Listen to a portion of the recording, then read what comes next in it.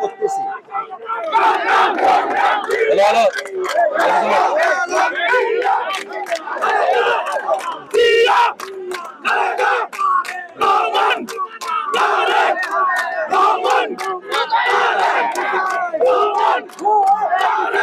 আচ্ছা আচ্ছা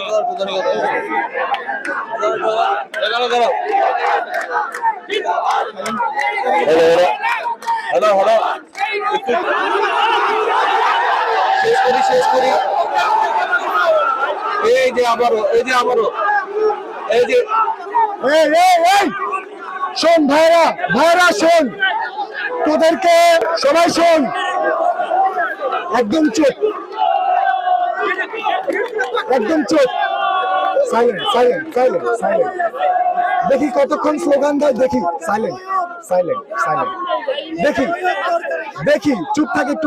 ভাইরা প্লিজ, আমার ব্যাচমেট জুনিয়র সবাই আসিস, একটু শোন। স্যার একটা কথা বলতেছে, স্যারের কথাটা প্লিজ। আমরা চাচ্ছিলাম, আমরা কিন্তু এতদিন কমন রুমে যত পোস্ট হয়েছে সবকিছুতে কি স্যার এখন বর্তমানে ঢাকায় অবস্থান করছে, ইউনিভার্সিটির প্রয়োজনে গেছে তিনি, এবং কালকে উনি আসবে, কালকে উনি বিশ্ববিদ্যালয়ে অবস্থান করবে। তাহলে একটা তোমরা এখন যেই দুই পক্ষ এখানে আছে, আমরা যেটুকু বুঝছি, যাই হোক না কেন, এটা নীতি নির্ধারক এখন আমরা দিতে পারবো না, এটা বাস্তব কথা বুঝতে হবে তোমাদের। তুমি এখানে সারাক্ষণ থাকলে হবে না। এটা ভি স্যার যদি এখানে উপস্থিত থাকতো, স্যারকে আমি এখনই বাংলো থেকে নিয়ে আসতাম। স্যার তো নাই, তোমার দরকার হলে বাংলোতে যে দেখতে পারো, স্যাররা নাই। তাহলে যেটা নাই সেই জায়গায় ভি স্যার এসে এখন তো সমাধান, এই জায়গায় তো সমাধান হবে না। আরে শুনো, দাঁড়াও একটু শোনার চেষ্টা করি। যে নীতিমালা করা আছে, যাই থাকুক না কেন, সেটার জন্য ভি স্যার থাকতে হবে। ভি স্যার নীতি আমি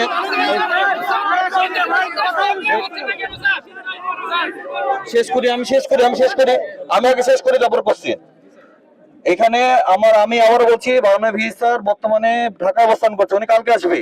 জাস্ট তোমার আর তখন 8 থেকে 10 ঘন্টা একটা সময়। উনি আসার পরে তোমরা যদি দেখো যে স্যার কোনো যৌক্তিক কোনো তোমাদের এই ব্যাপারে কোনো পদক্ষেপ না নেয়, তারপরে তোমাদের এই জিনিসটা দেখার বিষয়।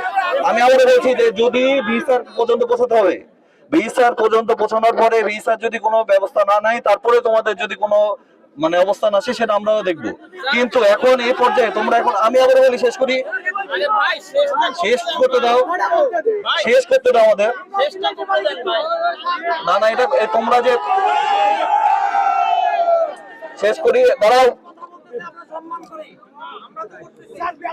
আচ্ছা কথা বলবো না, দুই পক্ষকে প্লিজ একটু কথা শুনি আমরা। আমাদের উত্তেজিত হয়ে লাভ হবে না এখানে। আমি আবার বলছি যে আমাদের মাননীয় ভি স্যার প্রত্যেকটা বিশ্ববিদ্যালয়েরই উনি নীতি নির্ধারক। উনি যদি এখন ক্যাম্পাসে অবস্থান করতো,